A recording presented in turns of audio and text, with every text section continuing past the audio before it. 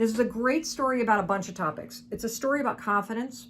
It's a story about being comfortable in your own skin. It's a story about being yourself, no matter where you are or what you're doing. And it's a story about the power of your unique self-expression. And your unique self-expression comes out and is amplified when you feel comfortable in your own skin. I got into the speaking business, 6 or 7 years ago. I had a TEDx talk that went crazy viral. That's what started the speaking business. And when I first got into the speaking business, I was really intimidated because I was new to it. And I wanted to do a very good job and I wanted to fit in. So I looked around at what all the top people in the industry of motivational speaking and speaking on the corporate circuit were doing. And I noticed that all the women were dressed in heels, wearing pencil skirts or beautiful dresses, the kind of thing that you might see a news anchor wearing, like a nice dress, heels. So I just wore what everybody else was wearing. Didn't even occur to me to wear something else because here I am trying to break into a new industry. So I look at everybody at the top, I copy what they're doing, and I am not comfortable in high heels. Yes, if my husband Chris and I are going out on date night, I can rock them like the best of them. But walking through a convention center in them, standing on a stage for an hour in a pair of heels while you're trying to hold in your stomach because you're being broadcast on a big screen and you're wearing a dress, like it was the least comfortable outfit I could possibly wear, very self-conscious in it. I'm not that graceful in a pair of heels, so I sort of like poof, poof, poof on a stage. But that's what I did for the first couple of years. So I was in Miami. This must have been probably 5 years ago. I was in Miami and I had just gotten off stage, take off the heels, take off the dress, put on a pair of jeans and a t-shirt. I got like an hour to kill before I have to leave for the airport. I'm going to fly to Vegas because I've got a speech in Vegas the next morning. So I'm walking down Collins Ave in South Beach in Miami. And I walk past this store. Unfortunately, it's not there anymore. I loved this store. And there in the window were the most amazing high-top sneakers I had ever seen in my entire life. I was like a moth to the flame. Let me show you these bad boys because these are the originals. This right here, notice the gold shimmery sparkle and the confident blaze orange. I didn't own anything like this. I'd never seen anything like this. I immediately thought, whoa, this I bet is what like a Justin Bieber kind of wears. I mean, these are insanely cool. I went inside and they were pretty expensive. I'd never spent that kind of money. I wasn't a sneakerhead yet. But I thought, hey, I spend that kind of money on a pair of nice heels, so why not treat myself to a pair of sneakers, okay? So I get back to the hotel, I pack up, I hop the flight, I get to Vegas. Now, I wake up the next morning and I have a tech check, which is where you rehearse the speech and go through like all the technology rehearsals before the event starting. My tech check is at 7:30, the doors to the event open at 8, and I'm on stage at 8:30. And I had a red dress, my heels, or so I thought. So I crack open, that's what I was planning on wearing. I crack open the suitcase, there are no heels. I have left the heels in the hotel room back in Miami. All I have are the Birkenstocks that I wore on the plane and I wore out in Vegas last night, and my new Justin Bieber high-top sneakers. And I have exactly 15 minutes to get to the tech rehearsal and nothing else is open. So, Birkenstocks, Justin Bieber, I think we'll go with the Justin Bieber sparkly high tops. I slapped those puppies on. I walked from my hotel room all the way through the casino floor, past all the restaurants and the shops, to the convention center, which you know is like a 2-mile walk. I was so happy to be not only in my red dress, but more importantly, in my Justin Bieber sneakers because it was super comfortable to walk there that way. I get to the backstage area and for the first time in 2 years, something happened. And let me tell you what happened. One of the guys that was on the production crew turned and goes, oh, cool sneakers. That was like the first time somebody in production had really acknowledged me for something other than the job in 2 years. So I was like, huh. And as I started walking toward the backstage area, everybody I passed, cool kicks. Oh, those are cool. Oh, those are cool. And I'm like, this is wild. Nobody's ever complimented on my, like, this is, people are, And so I did the tech rehearsal, and then this was the moment of truth. When I walked out onto that stage, it was at the MGM Arena, and there were like 5,000 real estate agents in the audience. I was there to deliver a speech for Remax. It was the first time I'd ever walked on a stage where I actually felt like myself. It was also the first time that I felt the audience kind of lean forward and go, oh, she seems kind of cool. But when you walk onto a stage in heels and a dress, you're like the authority. And you're on a stage and you're talking at people. There's something about walking onto a stage or walking through life and having something fun that you're wearing that makes you relatable and interesting and real. And from that moment forward, I have never not worn sparkly sneakers for work. I wore them every day on my daytime talk show. I'm embarrassed to tell you that I probably have 20 pairs of these. I love, this is my favorite, these are my favorite, well, these are my favorite because these are the originals, but I would say these are my second favorite because I like the low top and I love the blue. I love these, which have a big silver kind of thing. These are super comfortable. And I've got a bunch of these, and these did not even come with sparkles. So I literally bought Swarovski crystals or whatever the hell they're called and got a glue gun out and put them on myself. If you're looking for sparkly sneakers, there's all kinds of them out there these days. It's the coolest thing in the world. Bedazzled sneakers are a thing. Whether you go to DSW or Nordstrom's or Zappos or anywhere, you can find them. And so the moral of the story, the secret to confidence is being comfortable in your own skin. And the secret to being relatable and likable is being yourself and being comfortable in your own skin. And so whatever it is that gives you a little flair, whether it's a little pin on your jacket or a little flower in your pocket or sparkles on your sneakers or cool specs, you gotta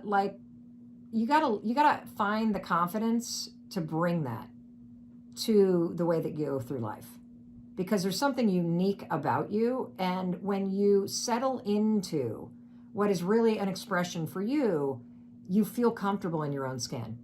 And that's the greatest feeling in the world. Today's coffee talk is all about feeling the fear and doing it anyway.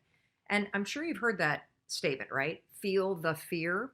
And the thing that I want to talk to you about today is that there is not only a lot of inspiration behind that statement, feel the fear, but there's also a lot of science behind it. And that's what we're going to talk about today, that if you want to get through and break through your fears that are holding you back, you're going to need to learn to feel the fear and do it anyway. Yesterday, I also want to just say that we talked about, oh no, it wasn't yesterday. Was it yes? Did we go live yesterday? I'm having a hard time remembering what's going on in my life because I've been on the road since Sunday. I'm now in Miami. Yesterday, we talked about living your passion, and a lot of you were confused about where to turn in your life if you don't know how to live with more passion. A lot of you keep saying you want to find your passion, and so I want to remind you about the fact that if you missed yesterday's training, it's a really important one about the definition of passion, because passion is something that's in you. It's something that you unlock. It's something that you release. It is not something that you go and find outside of you. It's something you tap into inside of you. If you missed that training, make sure you go to Facebook or go to YouTube, and you can watch that training in full. It's a super, super, super important one. But today we're going to be talking about feel the fear, because what you're going to learn today is that we tend to think about fear as something that's up here, that the fears are all in our heads. Well, the truth is your body feels fear and remembers fear and senses fear way before your mind does. And the reason why I want to talk to you about this is because, as many of you know, we have a brand new audiobook that just launched with Audible Originals. So Audible Originals is an imprint inside of Audible.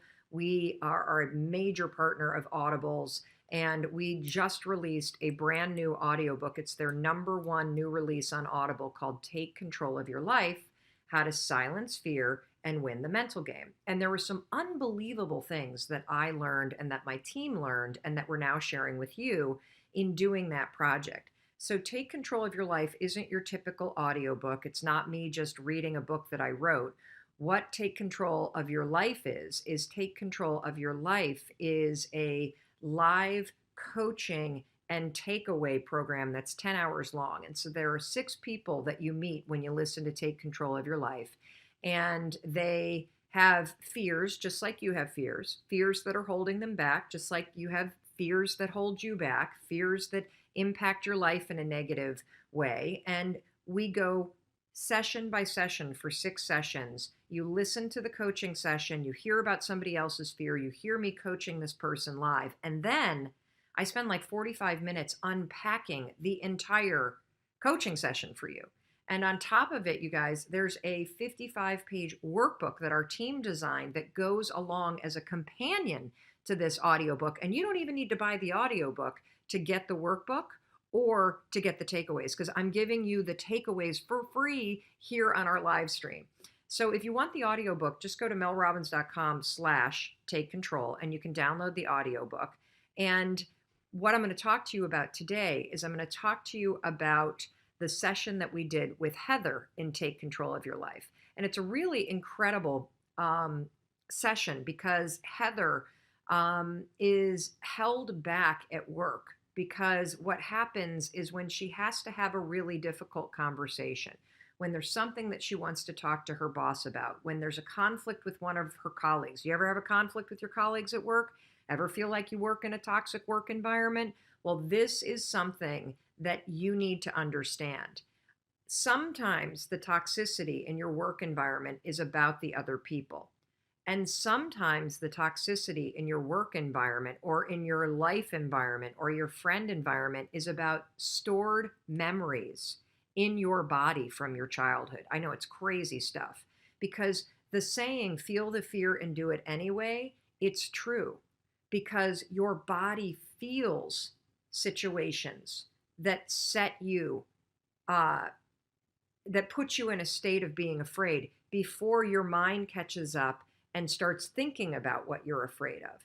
And so one of the key takeaways from Take Control, and one of the things that I want to teach you today, is that if you start to tune into your body and you start to notice the signals that your body is sending to you in your day-to-day life, signals like butterflies in your stomach, signals like feeling a rush of energy up to your neck, signals like your armpits sweating, signals like your hands getting sweaty, signals that your body is stepping and noticing a situation that reminds it of your past. Learning how to read those signals that, oh my God, here goes my body. My body is starting to recognize that this is a situation that puts me on edge. Recognizing those signals first and slowing the body response down before your brain starts to go, oh my God, oh my God, oh my God, oh my God. That is a critical skill in taking control of your life. I'm very open about the fact that I struggled with anxiety for a long time. Yeah. And what's interesting about anxiety is that, I'm now talking to you from the perspective of being 53 years old. I was like really fucked up. And by fucked up, I mean, not that I was like stealing cars or breaking laws or doing anything like that, but I was not comfortable in my own body. And the way that I would describe it is, I think from that moment, literally, that moment in 4th grade that I just shared with you, it makes me really sad to think about the fact that I was just a 4th grader that had had a traumatic experience. I didn't know, but my nervous system remembered. And so anytime I went to bed, I woke up the next morning with the sensation in my body that something was wrong. And any pattern of behavior or thinking that you start to repeat becomes a habit. Habits are just patterns. That's all that they are. And so I had a life experience because of one incident where I would wake up every single morning and feel like something was wrong and I couldn't put my finger on it. And the more that you wake up and think something's wrong, the more your brain is going to find reasons why something might be wrong. And so I developed this sort of chronic state of feeling on alert, feeling this sense that I got to be aware.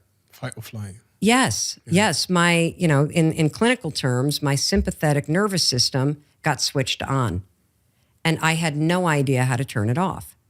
And if you don't know how to calm your nervous system down, to flip off the sympathetic nervous system and flip on the parasympathetic nervous system, which is your calm, grounded, resting nervous system, you will forever struggle with focus, with being present, with the ability to think clearly and make good decisions. You will constantly talk about the fact that you feel anxious, and that comes from your nervous system always being on edge and being in fight or flight. I didn't know any of this. I was just a nervous kid with a nervous stomach. Every camp that I went to, I got sent home because I was too homesick. Oh, yeah. I mean, you know how homesick you have to be for trained counselors to actually call your parents and go, we got a problem here. She can't stay here. Like, she is out of her mind. When you say out of your mind, what are the physical symptoms or verbal symptoms of that? Oh my gosh. Complete disassociation. So I would be at camp, like literally 6th grade camp. So at the end of 6th grade year, and I feel bad for little Mel Robbins. I feel bad for her because, here's this experience, 6th grade camp, where the entire school for 4 nights goes away to a camp, just the 6th grade. It's supposed to be the culmination of your 6th grade year. And I am so freaked out that something bad is going to happen, that I, of course, escalate things in my own mind. I don't even feel like I'm at camp. I feel like I'm walking on a movie set. I don't feel like I'm on Earth. I feel like I'm on a spaceship somewhere looking down all the time. I feel like I might throw up because my stomach is rattled, because when you're anxious and you can't focus your thoughts, you tend to not eat. And so that, of course, upsets your stomach. It's not that something bad's going to happen. It's that you're screwing up the chemistry in your stomach by not eating because you're so nervous, which only makes it worse. And as your mind is scrambling, thinking something bad is going to happen, and then your stomach is hurting, then you start to think, oh my God, I'm going to throw up. And then you start to think, well, if I throw up, something bad's going to happen. And then the kids are going to laugh. And like, it just becomes this spiral train wreck. And that is the state that I lived in. And so, you learn how to cope. It becomes your new normal. But that was basically my life, constantly feeling like something bad was going to happen, constantly feeling like I wasn't really present, constantly lying or fibbing about how I felt or what I was thinking because I didn't want people to judge me. I mean, it's awful.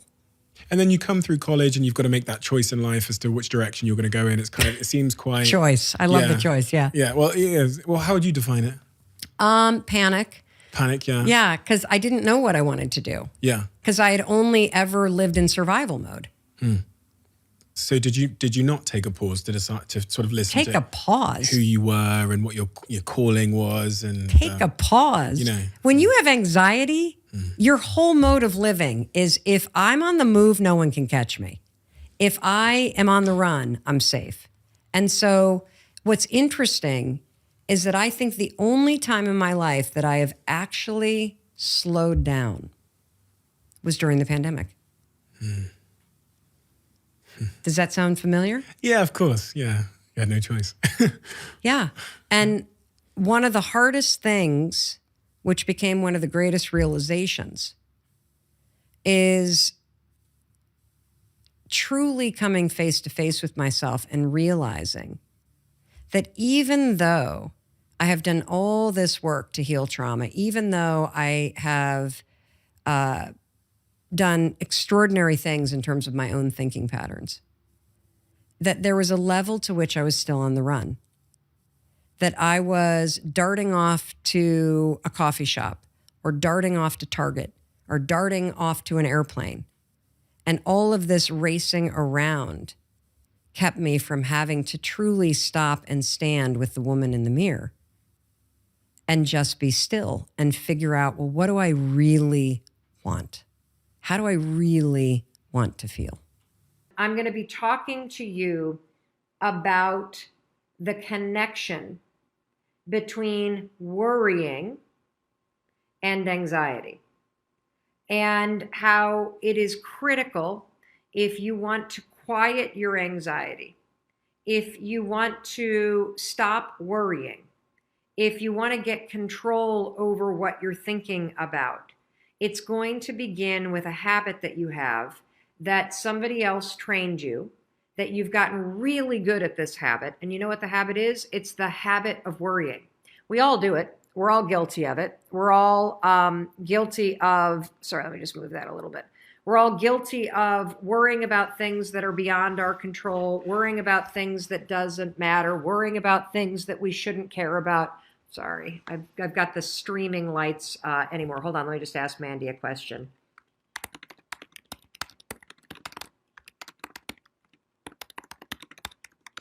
Worrying about all kinds of things that you shouldn't worry about.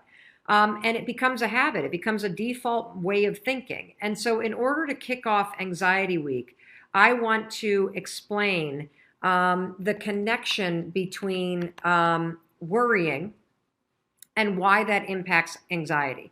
And now, since we're talking about anxiety, I have to be very clear about something, okay? I am not a therapist. I am an individual who struggled personally with anxiety for more than 2 decades. I took Zoloft, which was a lifesaver, and I strongly believe in trying medication when a professional believes that you are so in a hole mentally that medication will give you the ability to start to claw your way out of that hole. I have learned so much about anxiety because of my own struggles, and 5 years ago, I trained myself to be a deliberate thinker, just like I'm training you to be a deliberate thinker in this program. And through everything that I am about to teach you, and all of the strategies that you're about to learn, I learned all of these by researching anxiety. And I road tested them on myself while I was still in therapy. And I then started going off of my medication. And as my mindset reset and as my thinking patterns became more positive and stronger and healthier, I was able to completely cure myself of anxiety. And I say that with the utmost of relief and confidence. And I have also gone on to use these exact same techniques that I'm going to teach you to help my children deal with their anxieties. I've written extensively about anxiety in the 5-Second Rule book, which is right behind me. We've sold almost 1 million copies of that book. It is the #1 self-published audiobook in the history of Audible. I'm so proud of it. And I speak at length about anxiety and using the 5-Second Rule to cure yourself of anxiety, okay? But I need to make it very clear that these training sessions are in no way a substitute for getting professional help. If you have the kind of clinical anxiety or you suffer from an anxiety disorder, it is paramount that you seek professional help from a therapist one-on-one, that you try remarkable therapies. I'm going to say it wrong, but it's EDRM or ERDM, which is the rapid eye movement therapy, incredibly helpful. And so don't be a hero. Don't go off your meds cold. Don't quit therapy because you think that this live training program is the answer. This live training program is a step. And this live training program for the next week in particular, while we talk about anxiety, you're going to be introduced to tools that are grounded in research and tools that have worked for millions of people and tools that you can take back to your therapist or take back to whatever counseling you get to help you become a deliberate thinker, which will help you quiet your anxiety, get control of it, and then ultimately cure it with the help of a professional if you have an anxiety disorder. So that said, please, please, please listen to everything that I'm about to tell you and try it, okay? Please try it because this stuff works if you practice it. And again, quieting anxiety, it's not an event. It's not a one and done. This is a process that you are going to repeat over and over and over again. because the connection between anxiety and your mindset begins with your habit of worrying. We have a question from Twitter: is worrying the same as overthinking? If you're overthinking about positive stuff and keeping yourself in an excited state, no, it's not. If you're overthinking and the overthinking is you spinning scenarios in your mind that are negative, yes. Overthinking is another word when it's negative for worrying on overdrive. It means that you worry in loops and you keep repeating the worry over and over and over as if you were washing the same load of laundry over and over and over again. And so we're starting with the habit of worrying about things that don't matter, worrying about things that you can't control, worrying about things that haven't happened yet, worrying about things that are far off in the future. When you start to train yourself to think about things that are not in your control, or think about things that are statistically likely never to happen, that is when you can get into trouble. And that's why we're going to start with worrying. You see, worrying is when you allow your mind to default on autopilot and think about things that don't serve you. Think about things that are outside of your control. I'm going to give you an example that's very recent in my life. So I don't know, there were a bunch of you that noticed in the live streams that were on January 6th and January 7th, and I think January 5th. Many of you noticed that I had a lot of discoloration on my neck, and I had what appeared to be a lump. And my own dermatologist pointed it out to me, that I had a lump that was kind of like right here. Now, the second that somebody says lump, what are your thoughts default to? Automatically.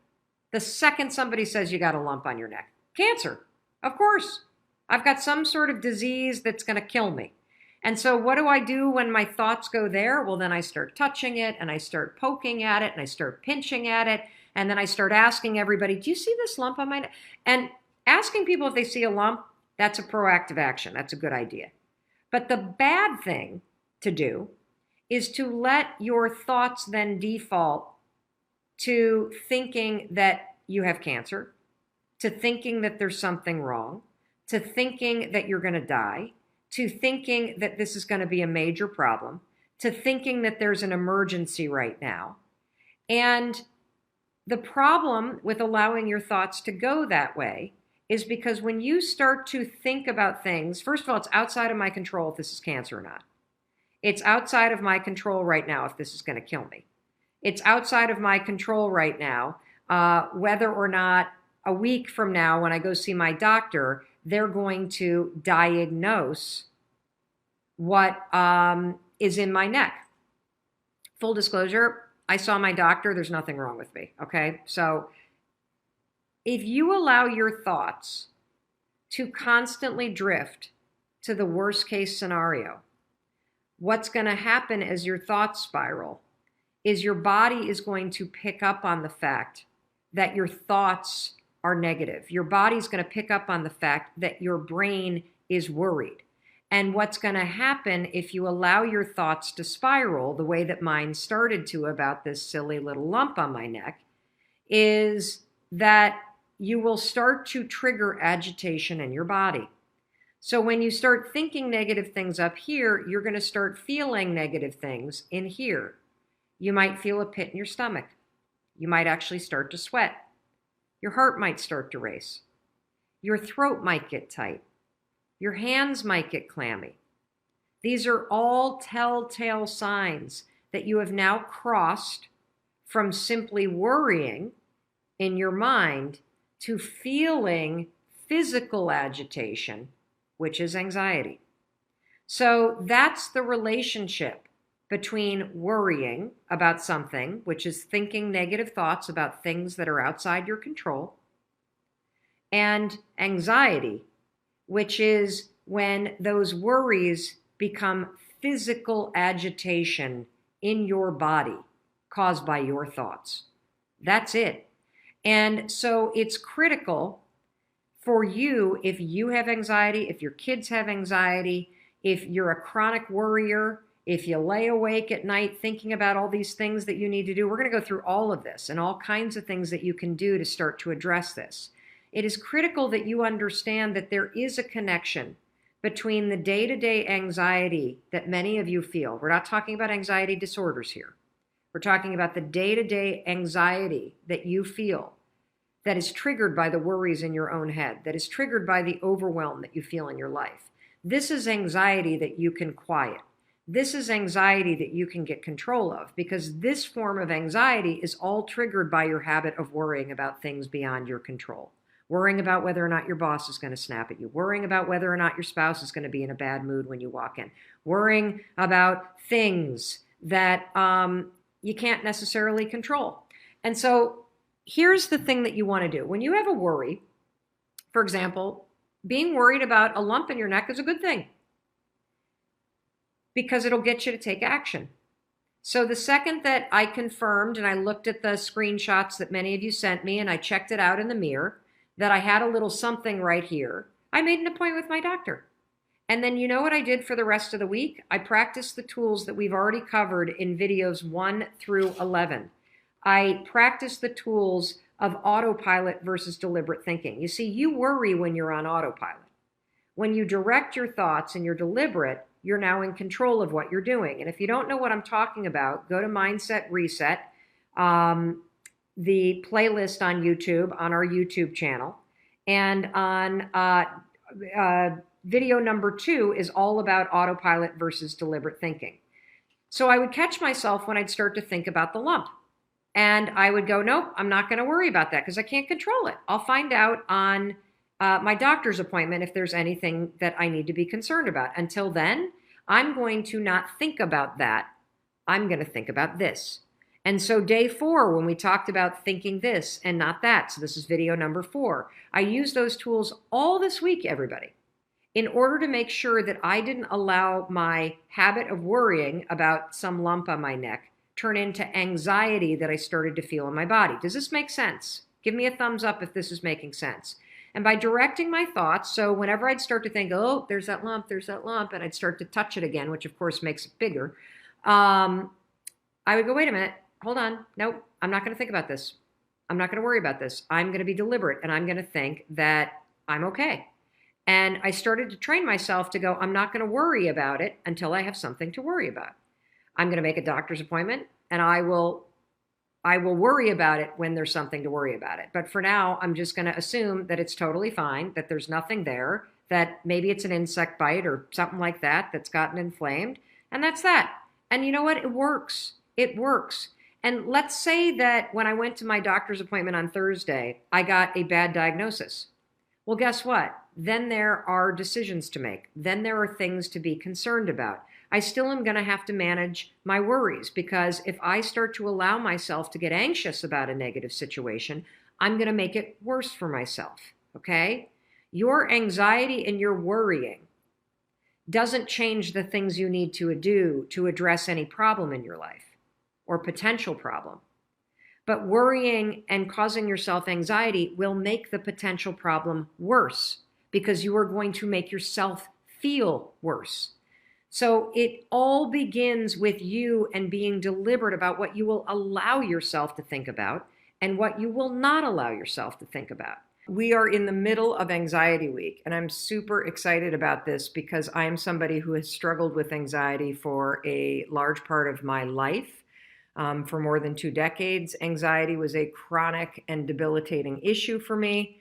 I have 2 kids that struggle with anxiety. I know that it is a struggle for many of you. There's a documented rise in anxiety. And so we are spending an entire week talking about tools that you can use to understand anxiety, to break apart the thinking habits in your mind, to catch the triggers. And that's what we're talking about today, the triggers that are triggering you to feel anxious before you even realize that it's starting, and what you can do with science, particularly something called anchor thoughts, to quiet your mind, to settle your body, to stop the agitation, and to get control in a moment where normally you would spin out of control. So today we're going to talk about triggers. If you missed yesterday's training, it's very important that you watch it. So on day 13, we talked about the connection between worrying and anxiety, and how the habit of worrying about things in the future, things that make you feel uncertain, things that are out of your control, things that you shouldn't worry about at all. Oh, here comes our son. It's 7 o'clock in the morning. Sweetheart, I will be done with this training in about 15 minutes, okay? He doesn't look worried at all today. So interesting, that's a trigger for me. So we're talking about triggers today, and triggers are, do I know where your phone is? It's in the pocket of my coat that I wore when I tucked you in last night. I'm single parenting it today, so thank you for your patience with the the fact that I needed to help Oakley along. I got to get him to school this morning before I catch a flight to San Francisco. That's a trigger for me. That when something unexpected happens when I'm on a live stream, my stomach immediately gets tight. My thoughts don't go, uh-oh, just yet. My body tenses up. And triggers are a very important thing for you to bring out of the woodwork. And the reason why is there are things that happen to you all day long that trigger tense feelings in your body, that trigger your body to remember situations from your childhood that made you feel out of control or anxious or unsafe.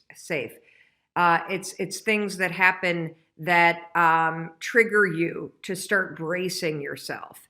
And so one of the things that we're going to do now that we've already talked about worrying, and we've talked about the connection between worrying and anxiety, and we've talked about the fact that worrying becomes a habit, and it's a habit that you need to break. And if you haven't watched that training, just go to YouTube. It's video number 13, and it's all about the connection between worrying and anxiety. Today, we're going to go a little deeper. So yesterday, I asked you to go through your day and start to notice the things that you worry about. And many of you wrote to us and said that the list was long, and even seeing the list was overwhelming. That's totally okay. We got to get this stuff out of the dark in order to help you fix it and solve the habit of worrying and teach yourself how to be a much more deliberate thinker. Today, let's go a little bit deeper because we did get a question. Danielle, could you put the questions in the text chain, because I could not pull up the email this morning that had the production sheet.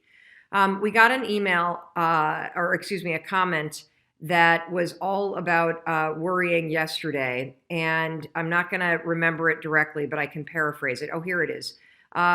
Mary Carmen Gamero. That's Mary Carmen Gamero. I'm sorry, I'm so all over the place this morning. Thank you for your patience. It's a crazy morning before I have to get on a plane to San Francisco, and I'm doing this alone, and I'm a little overwhelmed because the kids are starting to get up. But I'm not going to worry about that. I'm just going to keep on going. Yes, here it is. Thank you. Martha Lester Smith. This all makes so much sense to me, but I'm struggling with catching myself in the moment and redirecting. I can often look back and see where and when my mind went to the negative, to the worry, but I don't catch myself in the moment. Any suggestions? Martha, that's not uncommon because the thought pattern of drifting to the future and starting to ruminate and worry about something that's outside of your control or that doesn't matter right now, or an issue where worrying is not going to make an impact. It's such a habit that most of us aren't even aware when our minds are doing it. So this is going to be a new skill. Have patience with yourself. The reason why we're talking about triggers today is because if you have trouble catching yourself in the moment, one of the most effective things that you can do is you can do an audit of your day, and you can identify all of the situations, the people, and the time of days or experiences that you have that trigger you to feel uneasy, or that trigger you to start to worry, or that trigger you to brace yourself. And by going through your day and doing an audit and identifying those moments or times a day where you're tense or where you're on edge or where you anticipate that bad things are going to happen or it's something that you worry about, knowing the triggers in advance gives you a tremendous amount of power because it allows you to pre-plan what you're going to do in response to that trigger. So let me give you an example. I want you today, here's your homework, to go through your day. And I want you to go step by step by step from the moment you wake up. When are the moments that you worry? What are the situations that you're in throughout your day that trigger you to be tense? And after you go from the moment you wake up to the moment you get into your bed, the next thing you're going to do is you're going to go and identify, are there people in your life that trigger you to worry? So, for example, when you wake up, are worries the first thing on your mind? Does just waking up and thinking about your day trigger worry? If so, write about it. Does walking into the kitchen and eating breakfast trigger worry? Are you starting a new eating plan and it's overwhelming and you're doubting yourself? Does the idea of getting out of the house, this was one that was surprising to me, because I don't have this one right now, but in reading so many comments from you as you've been sharing your worries and sharing the things that you struggle with, just getting out of the house is a cause of major distress for many of you. And if that's you, give me a thumbs up or give us a heart so people know that they're not alone. And that was me when Chris and I were facing all of the major issues that we had 10 years ago, from bankruptcy to alcoholism to fighting nonstop and just starting the day, just getting out of the house. Boy, did that make me brace myself, because it made me have to face the issues that I was dealing with in my life. Does walking into work cause it for you? Does figuring out what you're going to eat for lunch? Does having to make cold calls? Does the work itself that you have to do in your job, your side hustle, your passion project, the book you need to write, does that create worry and anxiety for you? Does heading home from work create? Does being in the school pickup line and being worried about what your kid, like, there are so many moments in your day. A humongous trigger for people is 5 o'clock at night. 5 o'clock at night when the lights start to get dark, major trigger. And the reason why is many of you grew up in households where there was abuse, you witnessed abuse, you had a parent that was an alcoholic, you had all kinds of tension in your house. And at 5 o'clock, what happens is the light starts to change and people start to come home. People start to drink. And that can be a major, major trigger for people. Major, because your body remembers what it was like to be a kid in a household when an alcoholic parent came home. And so your nervous system, believe it or not, is triggered by the time of day and the light changing and the fact that maybe you're with somebody or you live with somebody that comes home and has a drink. And that gets your mind to go. And so today, all I want you to do is I want you to identify the triggers. And here's why. When we pull the triggers out of the dark, we can teach you how to put a plan in place to respond to them so that you're not triggered and going into autopilot and starting to worry and feel anxious and having no control or idea why. Okay? And we got to break these all apart. Anxiety always begins with a worry. Always. It begins with a thought that is triggered by something. So if you suffer from anxiety, you wake up in the morning and your mind spins, you lay in bed at night and your mind spins, you walk into work and you feel anxious in your body. Interestingly, another major trigger is being home or going home and that moment right before your partner walks in the door. If you feel anxious when your partner's about to walk in or you're about to walk into your own home, that is a major signal that you are in the wrong relationship, that there is something incredibly off and you either need to get into counseling, but that is one that we hear a lot about. Wow. Because you're walking into a situation that feels uncertain. Yeah. A lot of people, by the way, had parents that were abusive or parents that were yellers. So they also are experiencing ghosts from the childhood of it's 5 o'clock, dad's about to come home and pour a drink, and everybody's on edge. Yeah. So write down the triggers, okay? Because having kind of the triggers ahead of time will help you come up with a plan for how you're going to catch yourself when your mind defaults to the automatic ways that it thinks. Then what I want you to write down next to the trigger is what exactly are you worried about? So having the trigger and then the what do I worry about? I worry that my boss is going to yell. I worry that my partner's going to yell. I worry that I'm going to get in trouble. I worry that, my friends are going to laugh at me. I worry that I'm going to be whatever the it may be. Then what you're going to do is you're going to write down what I call an anchor thought. An anchor thought is something that weighs you down and it makes you excited. And so here's how the strategy works with the 5-second rule. The next time you're in a situation, and let's just use the example of pulling into your own driveway or your own apartment, and maybe you've got issues with your boyfriend or girlfriend or your roommate, and that makes you unsettled.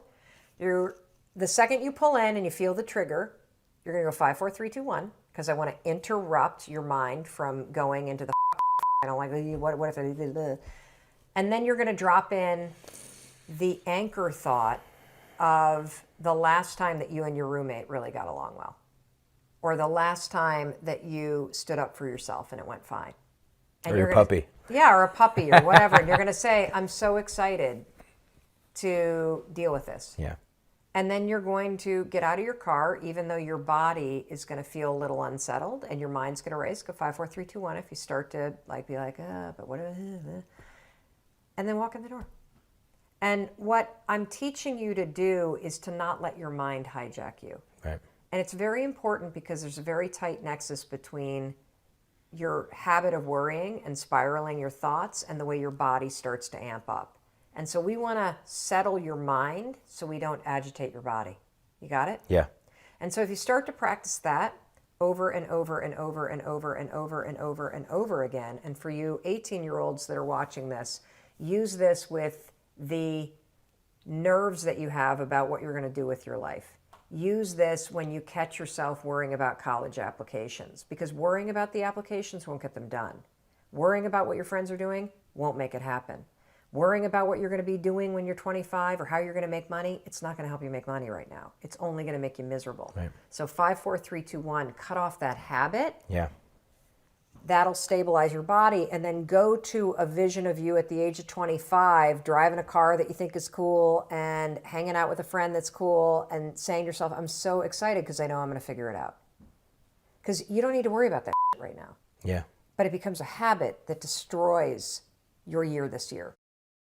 I'm going to share with you a story about how I figured it out, and then I'm going to give you some advice about how you can think about it, and then I want to say a few other things about the fear of disappointing people, because this is, I believe, the single biggest factor for most people that robs them of success. That you use what other people might say or think or be disappointed by as an excuse to not fully be yourself, to not fully go after what you want. And so first let me talk about triggers, because I believe that for most of us, the habit, and I use the word habit because habit just means that it's a pattern. We have a pattern where we fear disappointing people, and then that triggers us to operate in certain ways. That pattern began a very long time ago. And I think it's safe to say that for 99% of us, you can find where it began somewhere in your childhood. And it probably doesn't matter that you find the first, because you probably have 150 examples of being terrified that your dad was going to scream at you, or terrified that your mom was going to get cold and get that tone of voice, or terrified that somebody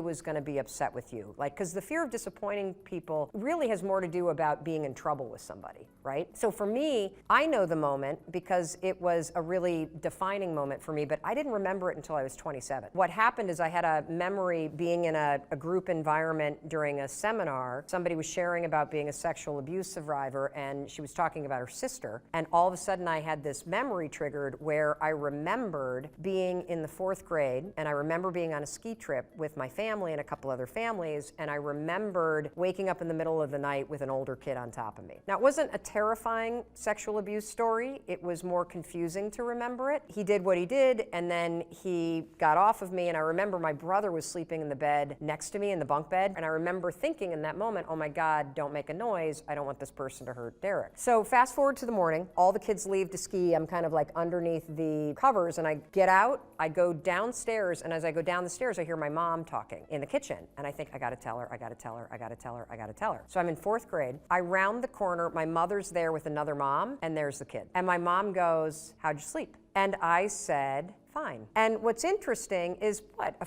4th grader's brain. I mean, my mom's not gonna be upset with me. She might have gotten upset all right if I had said, not at me.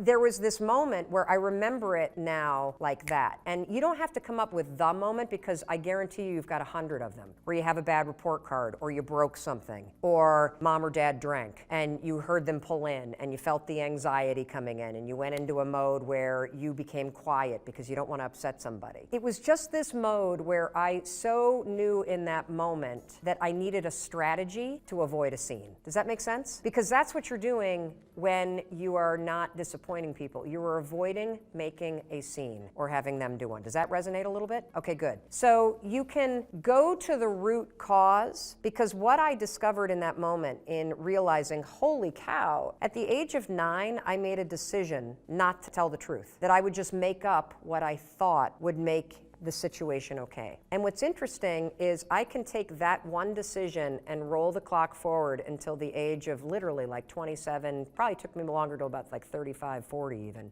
to stop lying. The fear of disappointment for me turned me into a liar, and I didn't even realize it, because I was so worried about creating a scene or upsetting people or having people judge me that I started lying as a strategy. I invented it as a 4th grader. It didn't work in my life. It made every relationship suck. It made me miserable, but that's what happened. So when you think about your pattern of being afraid of disappointing people, of managing not making a scene, you don't need to find the exact trigger when it began. If you find just one and you understand kind of how old were you and what did you feel and what were you trying to manage, and then for me, what I say to myself is, oh, well, I have a lot of empathy for myself now, because I understand why I developed that strategy. And now that I saw that it was a strategy that worked, because lying really worked when I was little, not so much when I was an adult. When I understand it was a strategy, I can now say, oh, well, that's a strategy that worked then. Now that I'm in this chapter of my life, I'm going to pick a different strategy. Does that help? So the fear of disappointing people, we've talked about one place that it comes from, which is making sure not to create a scene and making people like you. That's one lane that most of us have, and I'm going to tell you a story in a minute about how you can manage this. The second lens, and I got to give credit to my business partner Mandy for this, is that so many of us have this perfectionism gene. And the reason why we're perfectionists is we're trying to insulate ourselves from criticism. That if you get it perfect, no one will give you feedback. If you get it right, nobody's going to criticize you. If you do it perfect, then no one will be able to attack you. And the problem with that, and that's just another side of the same coin, which is the fear of disappointing people. You're managing not disappointing people, not by lying and not by being codependent, but by actually trying to be a perfectionist so that nobody criticizes you. So let me tell you a story about the fear of disappointing people in my own life, because this is the biggest trigger in my life. I mean, it goes back to being in 4th grade, right? It's there. And this is another thing, I literally have to remind myself of this, everybody, every single day. You cannot remove the things that trigger you. You can't. If you've been doing a pattern since 4th grade, there will be things for the rest of your life that will trigger that pattern to come up. But you can always choose not to repeat the pattern. So you'll be triggered and be afraid that you're going to disappoint somebody. That's real, that's normal, it's natural, it's part of being a human being. I think it's interwoven into every relationship where you love somebody. But you don't have to behave the way that you always behaved when you're nervous about disappointing somebody. So let me give you a dumb story. You ready? When my husband and I got married, my father gave us this really incredible gift. He gave us an antique pool table. I grew up in Muskegon, Michigan, where Brunswick was founded. And my dad has a hobby of going to garage sales and estate sales and buying old, dilapidated pool tables, and then he restores them. So when Chris and I got married, he bought us an old, dilapidated pool table from the same era as our house, which is the 1870s. He restored the whole thing, and then recently he and I rented a U-Haul, and we drove this sucker from Muskegon, Michigan to Boston, Massachusetts. My dad and I took a road trip. Get there, and we assemble the pool table in what used to be our playroom. Fast forward 3 or 4 years, the speaking business takes off, my business starts to grow, we have people that work for us, and my kids are older. We don't need a playroom,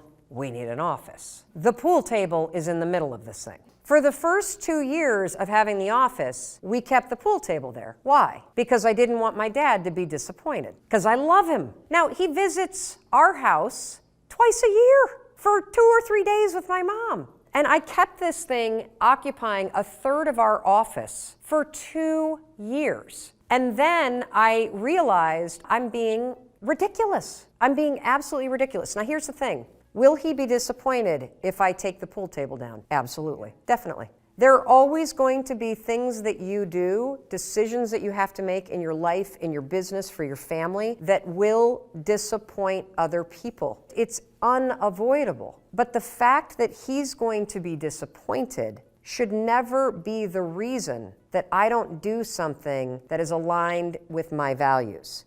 Now, let's take it a step further. When you make a decision that is likely going to disappoint people, or that does, still make the decision, because it's your life. There's nothing worse than when you start to rob your future and your life and your happiness because you're so focused on other people. However, if you love people, you can still take care of them when you make that decision. So let me go back to the example of the pool table. So I knew I was going to take it down. I knew my father was going to be disappointed. I was disappointed. I don't have a big house. So I don't have the room for a huge pool table. I don't have a finished basement like a lot of people. I don't have like a cool garage game room thing like I just don't have it. I called him first and said, I need to talk to you about something. You know, the pool table, I love the pool table. Dad, my business is growing so much, I actually need an office. And, oh great, it'll be great in the office. And I'm like, well,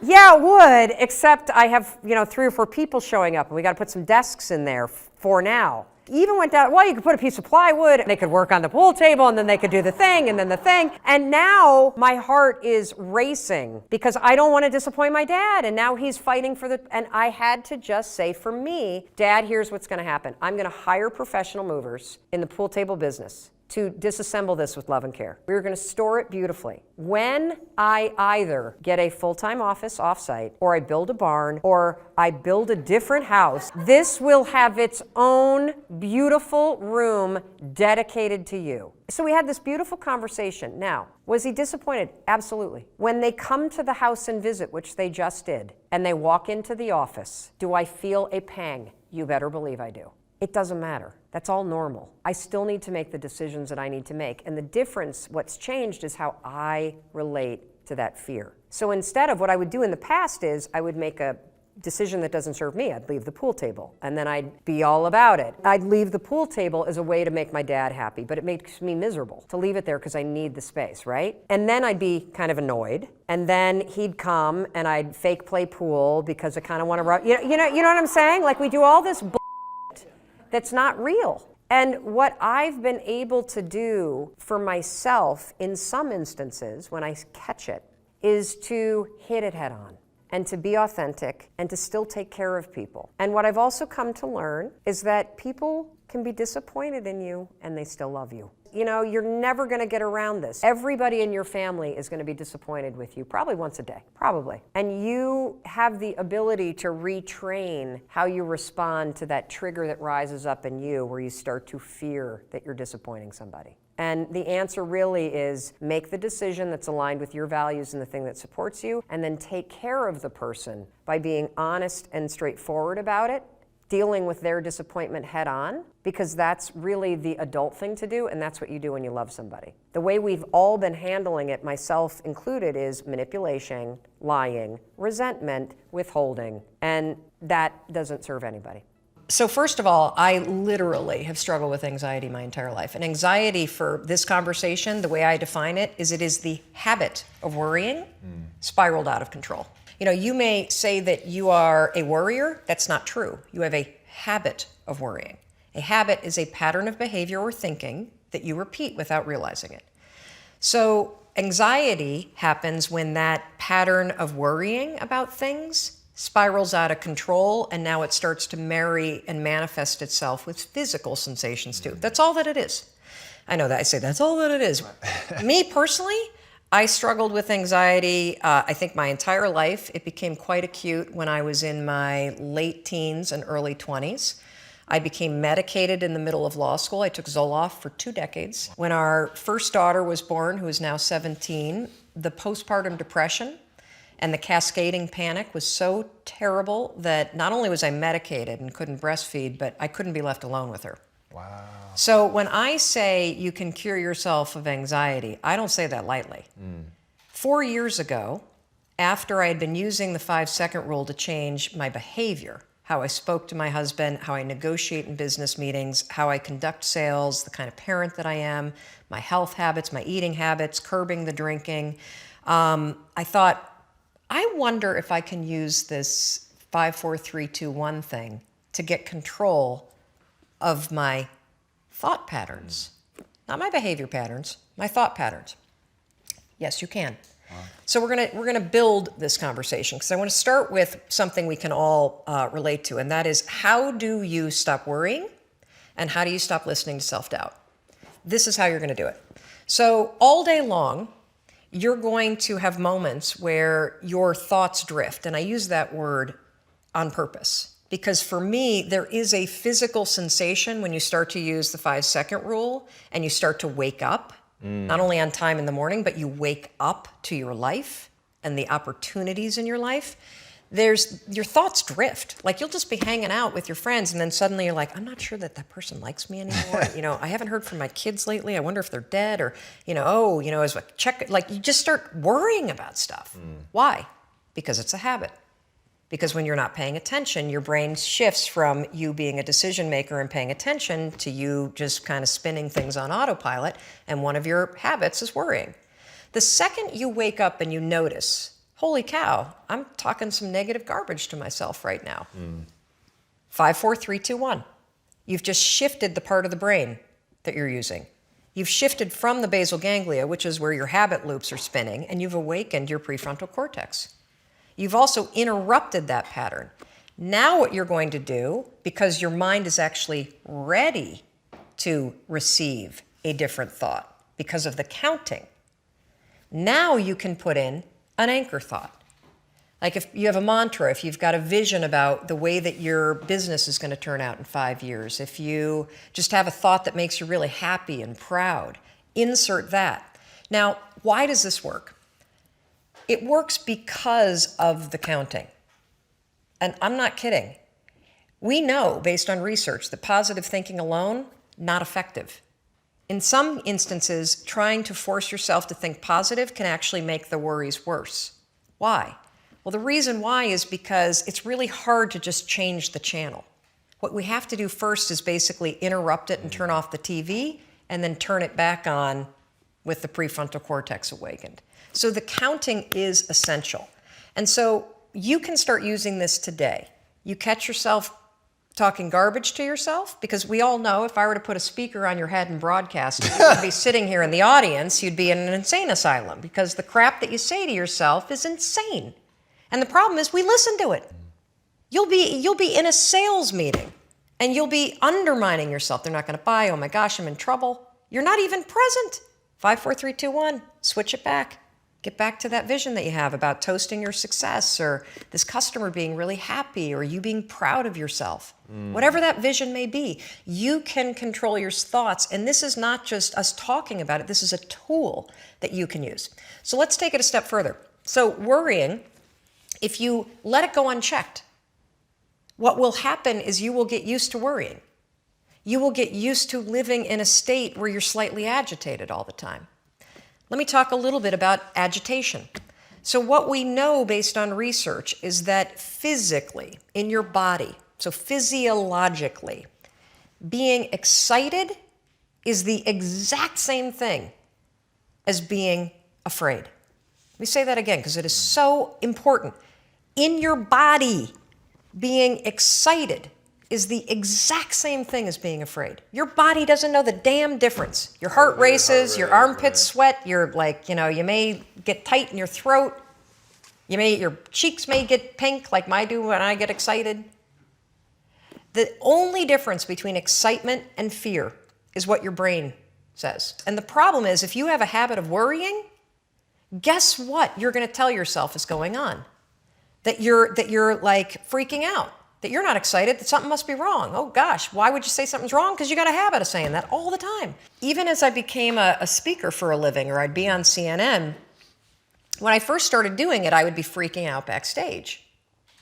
But even though, like, just last week, he's standing backstage, about to go on, 8,000 people, heart races, armpit sweat, my hands get clammy. I'm not nervous though, not at all. I'm excited.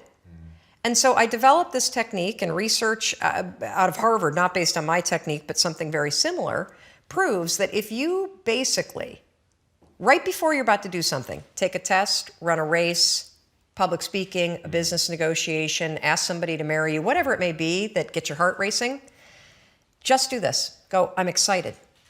I'm excited to give that speech. I'm excited to ask him or her. I'm excited to do this race. I'm excited.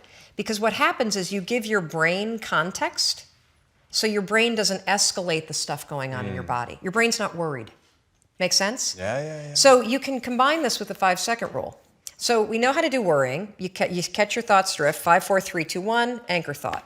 If you start to feel your heart racing, 5, 4, 3, 2, 1 to awaken the prefrontal cortex, and then start going, I'm really excited to do this. I'm really excited to do this. Another technique that you can use is ask, I think they call it interrogatory questions, where instead of giving yourself a pep talk, say, well, why am I ready to do this? Why am I ready? Because that'll force you to answer the question, which then convinces you. So why am I ready to close this sale? Why am I ready to give this speech? Why am I ready? So those are two strategies that you can use backed by science that are proven to actually make your performance be much better. Now let's take it a step further to anxiety. So anxiety is what happens when the habit of worrying spins out of control, your body gets really agitated, and then you allow your mind to escalate it into a full-blown panic attack. So for those of you that have not had the pleasure of having a panic attack, let me explain what it's like. So have you ever been in your car and you're driving down the road and you go to change lanes and all of a sudden there's like, oh my God, there's a car right there, right? And you swerve a little bit and then your heart's like, and you may sweat a little bit and you grip the wheel really tight and you're super locked in on the road ahead of you. But then that car pulls away and the near miss scenario passes and your mind starts going, okay, you're all right now. Right. You're all right now. That's it. That's all. That's what a panic attack is, only it happens while you're standing in front of your coffee pot. Seriously. You have that same, oh my God, what behind that? And your heart's racing, and the problem for your brain is that your brain can't look around and say, holy cow, we almost got hit by a car. Right. Your brain's saying, what the hell is wrong with her?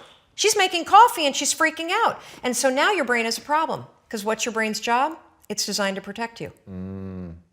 So your brain will now do whatever it can to magnify the problem. Remember we talked about the spotlight effect? It'll start telling you all kinds of crazy stuff because it can't figure out contextually what the hell's going on. She's just making coffee, now her heart is racing and she's breathing really. Holy cow, maybe she is having a heart attack. A lot of people that have panic attacks say, I think I'm dying, oh my God, what's happening? Wow. Or you'll see them do the deer in the headlights thing where they got to get out of the room. That is the spotlight effect in your brain, now taking control and magnifying everything to get you out of whatever it was. So here's how you use the 5-second rule. You use it to stabilize your thoughts before the panic escalates. And then what happens is it drifts into worry and then it disappears. Right. So the second you feel worry, you catch it, you train yourself to do that. If you start feeling yourself getting, your heart racing, you can 5, 4, 3, 2, 1 and use the I'm excited. If that doesn't work, literally 5, 4, 3, 2, 1, and just give yourself an anchor thought, literally, of you being okay. And, I have this saying about confidence that I've only recently kind of stumbled into as I've been digging into more research around the science of confidence and the skill of confidence. Because a lot of people think that confidence is a personality trait. It's not. It's actually a skill that you build through action.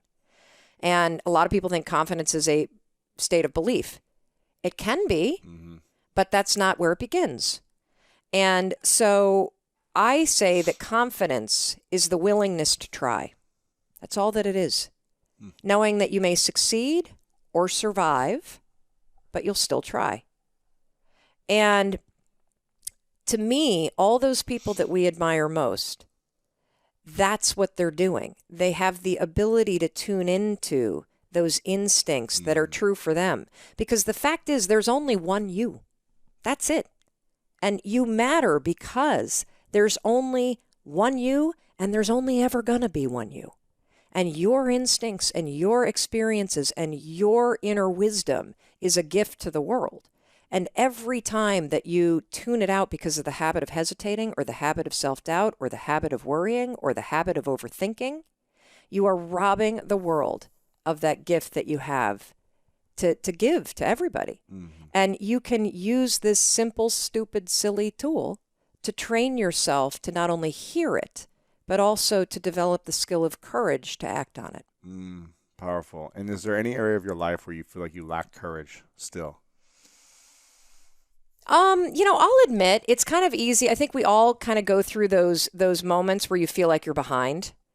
And I think social media is both an incredible tool, and it can also be one of those triggers that makes you feel like, look at how many followers this guy has. And I'm like so tiny compared to this guy right here. Like, it's easy to use technology and social media not for inspiration, but actually as a way to bash yourself that you're not doing what other people are doing. Comparison or whatever. Yes. And so I think that I use the rule a lot for patience.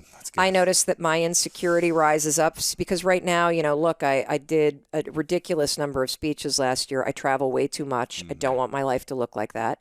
It's a champagne problem. I get it. Yeah. But I also have 3 kids and a marriage that I love, and I really feel depleted when I'm not with them. And so I'm practicing patience as I make an intentional pivot in the kind of business that I'm running so that I have more of a life that I want as well. Yeah. So that's one area. I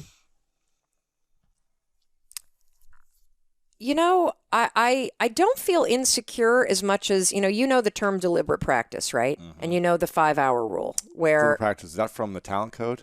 Well, the deliberate practice is actually a psychological principle. I think it was in a book called The Talent Code, but yeah. Oh, yeah? Okay. Yeah. Well, it's a psychological principle that, the 10,000-hour rule. I mean, deliberate practice is in sports. Yeah, so deliberate practice is this idea that, you could do 10,000 hours at anything and become an expert at it, but the way to do it faster is to do deliberate practice, which means you're practicing with the intention of improving, and there's a feedback loop. Yeah. So you do 2,000 hours as opposed to 10,000. Correct. Right. Like, for example, if you want to become an expert at guitar, learn scales.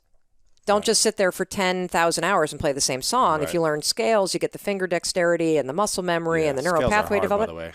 Yes, so I saw your guitar over there. So hard. I saw your guitar. I always wanted to play guitar, but instead I forced my 3 children to learn. That's good. You just enjoy it. You just watch them. Exactly. My brother's, the #1 jazz violinist in the world. What? Yeah. And so I grew up watching the most incredible, Now, is he built like you, too? He used to be even, more jacked. They used to call him the Incredible Hulk of violin because he was just wow, snap the thing in half as he would. He would, slam it like Jimi Hendrix style, yeah. But now he's leaned up a bunch, actually. And so he's incredible. So I used to just be all awestruck by his gifts. And it was unbelievable, his skill. And so I learned guitar. I taught myself when I was 18 just because I was like, I have to know something, in terms of music. Cool. I can barely, I'm like a hack, but, at least I can do something. Yeah. So, yeah. So I'm kind of in this mode of of improving myself. And I'll give you one more thing that I'm working on. So I kind of think about my life and my work in 3 buckets. So we got this bucket here, we got this bucket, and we got this bucket.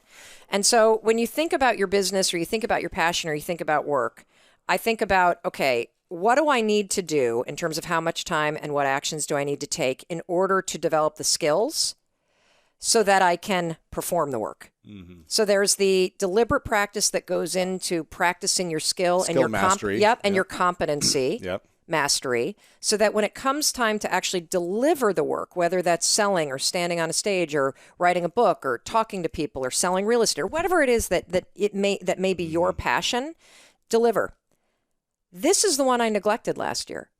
This bucket is, what are you doing to personally develop yourself so that you are the most capable, fulfilled, and satisfied human being, so that when you show up to do your competency and your skills and the delivery, that you as the human being are able to do that. Yeah. And so I've been spending a lot more time consuming content, reading books, watching, your incredible show, and learning from other people.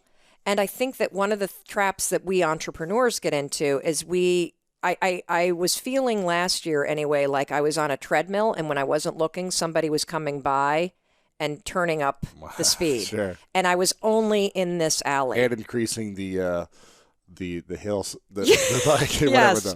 Yes. And so, and if you're my age, you need like a diaper when somebody does that, and you're on a treadmill and a leash to keep you attached to it. Exactly. So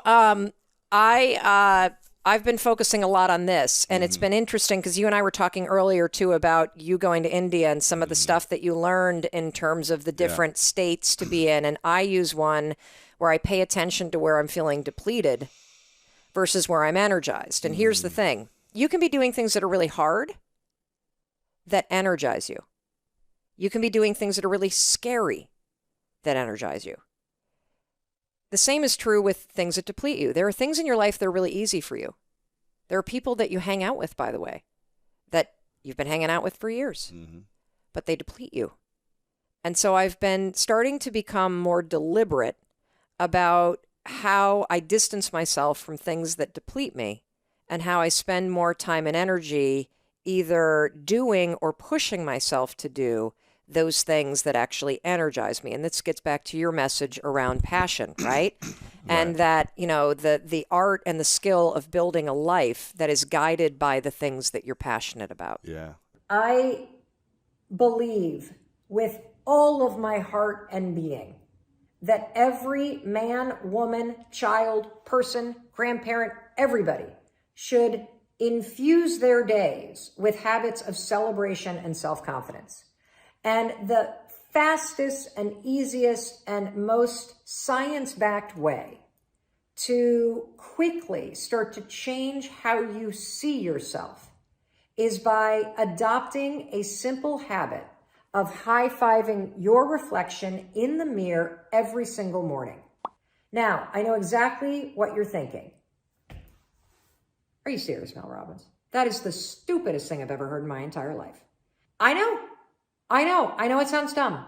But the reason why your first instinct when you think about waking up, whether you're in your robe or your underwear, or your PJs or your birthday suit, and walking into that bathroom and having a moment with yourself and raising your hand and high-fiving yourself, is because your self-confidence is in the gutter. You believe some garbage about yourself. You think you're a bad person, or you're unworthy, or you're ugly, or nobody likes you. Or how about this one? This was the story of my life. I have f***ed up my life so badly, I might as well just flush it down the toilet. You have some narrative in your mind that is so negative that when you look in the mirror, you see somebody worth trashing. You see what's wrong. You pick apart your appearance. And I want to reverse that, because here's the deal about self-confidence. Self-confidence begins with you.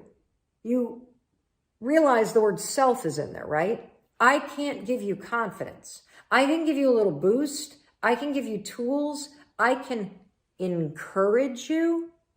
But confidence is forged in fire. It's something that's within you.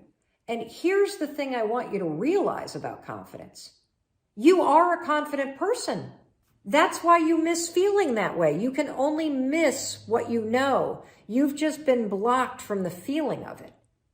And wherever you are right now in your life, I'm telling you, confidence is in there. You just got to figure out how to tap into it. And you've been building confidence all along, by the way. Every time that you have fallen on your face, or you've tried something and failed, or you've gone out and thought you found the love of your life, and then your heart's broken, and then you pick yourself up again, and then you dust yourself. You're building confidence the entire time, because confidence is not built on the high days. Confidence is built on the low ones. Confidence is built when you are struggling. Because when you see yourself go for something and fall, when you see yourself try and get knocked down, when you see yourself stand back up after getting abused or traumatized or discriminated against and moving ahead, you are building this reserve within yourself where you know you can rely on yourself. You know you can face hard things and you can keep moving forward. You know you have your own back.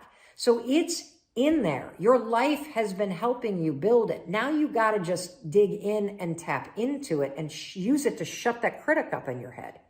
So the way you're going to do that is every morning, I'm not kidding, you're going to raise your hand in the mirror and high five yourself. Look at how many people are doing this. You're not the only one. For 5 mornings in a row, I want you to high five yourself. And when you do this, I want you to use the hashtag high five challenge. You know what's happening when you raise your hand up in the mirror? You are taking the lifetime positive association that you have with cheering for other people, believing in other people, celebrating other people, saying, let's go to other people. And you are marrying that positive association with your reflection. It is impossible to raise your hand in the mirror and go, I suck. You can't do it. Because your brain and the subconscious sees this and thinks, let's go, I love you, I believe in you. And when you do this every single morning, something incredible happens. First of all, you're not going to leave your bathroom feeling like you're dragging a boulder. You're going to leave there feeling like the wind's at your back. Secondly, you're going to have spent the morning, the first thing in the morning, by taking a moment and being with yourself. And not seeing your face and picking yourself apart, but actually seeing the person that's underneath the skin, the soul that's behind the face. You are going to shut the critic up. You're going to silence your to-do list. And when you raise your hand like this, it also prompts you to think about the game you're playing. So now you got a moment to be like, oh yeah, yay me. I'm still here. I can make today a good day. In fact, what game do I want to play today? Just for me. So that's the first thing that you're going to do. You're going to high five yourself, take the high five challenge, which is high five yourself 5 days in a row in the mirror, take a photo of it, post it on your story, tag me so I can cheer for you, and start to notice what happens. Something weird happens by day 4 when you get out of bed. You're going to have this weird feeling that you've never had. You're going to feel like you're looking forward to seeing yourself in the mirror because something weird happens when you start to really be present with yourself. When you normally walk in the bathroom and you ignore yourself, you're alone. I think a lot of us feel like we're alone in our lives.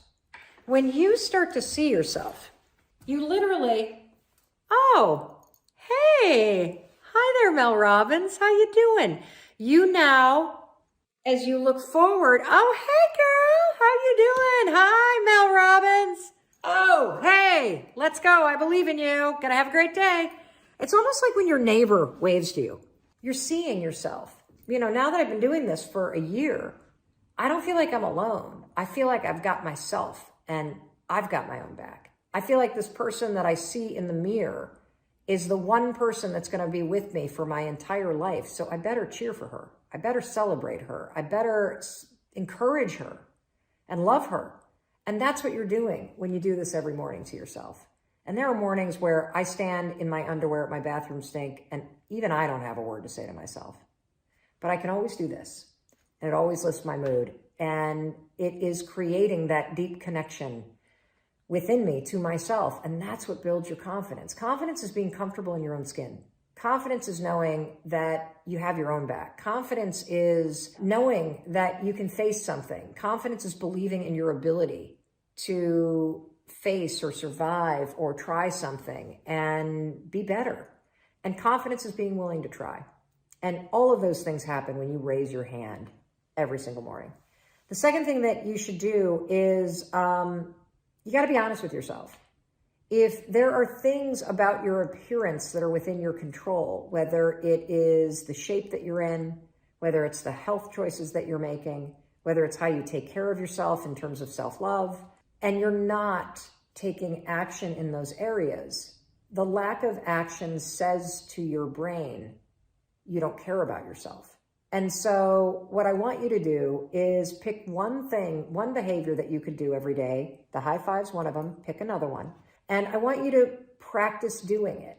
And it's a behavior. If you think about the person that you want to become, what's that person do every day that you don't do right now? And when you start to do the thing that the person you want to become is doing, you leverage something called behavioral activation therapy. And that is a whole body of research that says when you act like the person you want to become, it's the most powerful way to change a habit. It's even better therapy than talk therapy, because the action proves to your brain that you're becoming that person. You're seeing the change through the action, and so then the brain catches up and starts to relate to you like a person that's confident, or a person who adores their appearance, or a person that celebrates themselves exactly as they are. So try those two things. Make sure you tag me online when you do the high five challenge, and I know it's going to work. Do you feel like you worry too much? Do you feel like you live in your head too much? Do you wish that your mind was a more positive place? You know, my daughter and I are here in Miami, and I'm just like you. My mind can be my worst enemy. I was laying in bed last night and I had fallen asleep, and I kept waking up. And you know what I was thinking about? I was waking up because I could hear people in the hallway kind of coming in from a late night of partying. And you know what the first thing that my mind defaulted to? There being a fire in the hotel. And I started having these visions of my daughter and I going down the stairwell and getting trapped. And then I had visions of us being on the balcony on this room, and fire kind of engulfing. And what are we doing? Are we tying a rope? I mean, it's just insanity, absolute insanity. And I used the techniques that I teach you. I went 5, 4, 3, 2, 1. I am not thinking about this. And the thought disappeared because I constantly reset my mindset. And, you know, one of the reasons why I'm telling you this is if you are tired of feeling negative, if you feel often that your own thoughts are the things that trip you up in life, that you wish that your mind were more positive, I'm telling you that I'm the same way. Just because I teach this stuff, just because I study this, just because I do what I do for a living, doesn't make me immune to what it means to be human. And what it means to be human is that your brain and your body want you to survive. Your brain and your body remember situations that scare the daylights out of you. Your brain and your body try to talk you out of anything that makes you feel risky. And your brain, given that it has been trained by situations in the past, and given that you allow it to worry all the time, you have a habit of doing it, if you're not careful and you're not deliberate, your brain will default to scary crap like mine was last night. That doesn't mean you're broken. It means that your brain is thinking something that's broken, and it's time for you to reset your mindset and pull it back. In this video, I'm going to show you the specific way that you can use the 5-second rule to stop doubting yourself and worrying so much. Now, a lot of people will tell you, oh, just think positive, or try not to worry. It sounds simple, but it's not easy. And the reason why it's not easy is because it doesn't work. And actually, research shows that when you try to ignore your worries, it can actually make them worse. Look, I understand this topic more than most people because I struggled for decades, not only with worrying and self-doubt, I actually suffered from anxiety and panic attacks for almost 25 years. And in fact, I took Zoloft for 2 decades to control my anxiety. Using the 5-second rule, I've not only been able to stop worrying and doubting myself, I've cured myself of anxiety, and I've been off meds for more than 4 years. I'm panic attack free, and I almost never, ever worry about anything. And you can teach yourself to do the exact same thing using the rule. First, here's what I want you to know. You're not a worrier. A lot of us call ourselves a worrier, right? Oh, I'm a worrier. You're not a worrier. You have a habit of worrying. That's a very big difference. You've allowed your mind to drift and linger on negative thoughts so many times, it's now a pattern of behavior that you repeat, and you don't even realize it. And that's actually good news, because that means that you and I can use the science of habits to break the habit of worrying and the habit of doubting yourself. In the language of habit research, the 5-second rule is what psychologists call a starting ritual. It's a tool that you can use that will interrupt the negative thought patterns that are encoded in your brain as habits and trigger positive new thought and behavior patterns. The 5-second rule is shockingly effective because it works with all the latest research about habits. What I've learned using the 5-second rule is that I do in fact have control over what I think. And when you use the 5-second rule, you'll discover that you do too. Here's how you're going to use the rule.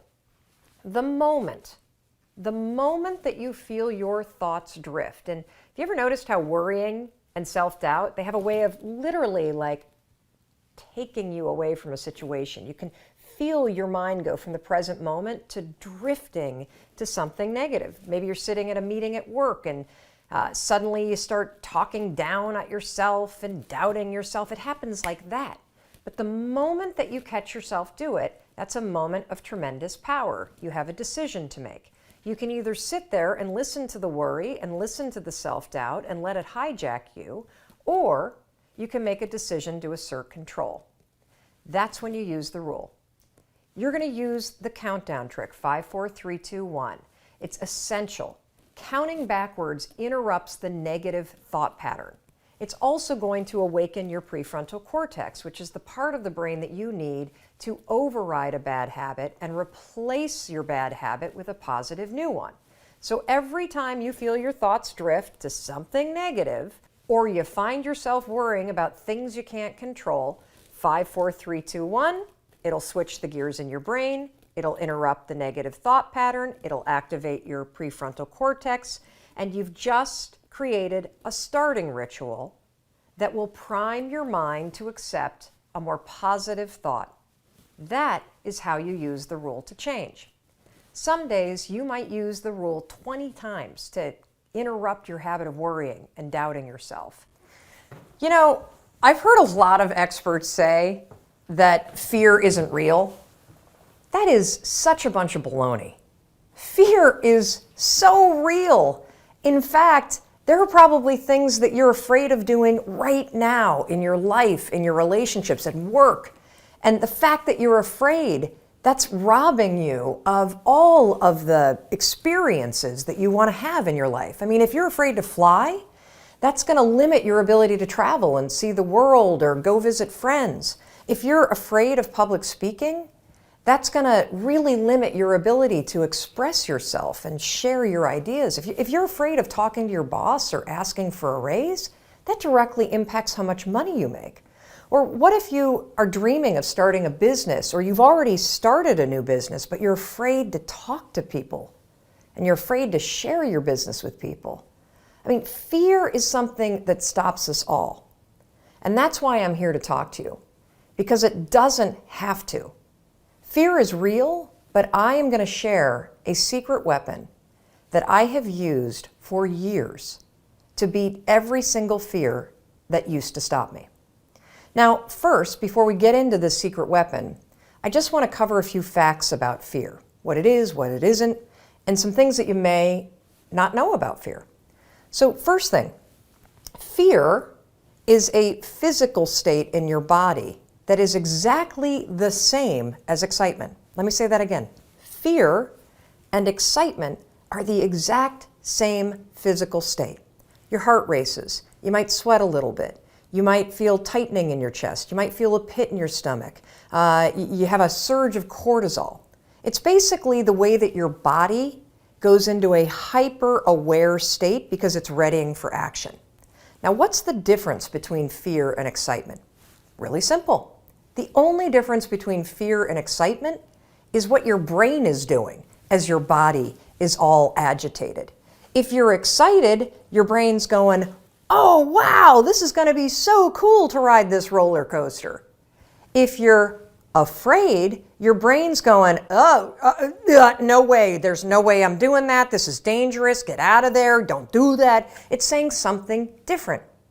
So what's critical about understanding this is that we're going to use the fact that your mind is either working for you for excitement or against you with fear to your advantage. And I'll tell you about it in just a minute, how you're going to do that.